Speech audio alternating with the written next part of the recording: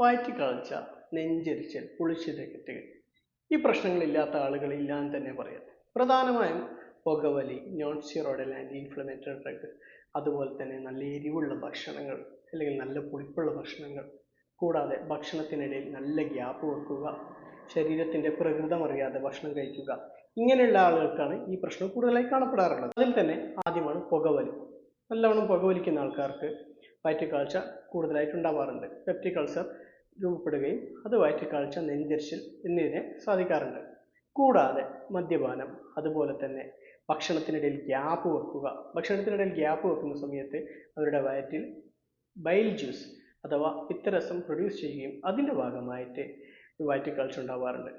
ചില ആളുകൾ അതുപോലെ തന്നെ അവരുടെ ശരീര പ്രകൃതം അറിയാതെ, പ്രധാനമായും ചൂട് പ്രകൃതമുള്ള ആളുകൾ ഭക്ഷണത്തിനിടയിൽ വെള്ളം കുടിക്കാതെ അവസാനം വെള്ളം കുടിക്കുന്നതിൻ്റെ ഭാഗമായിട്ട് അവർക്ക് വയറ് സംബന്ധമായ ശോധനക്കുറവ്,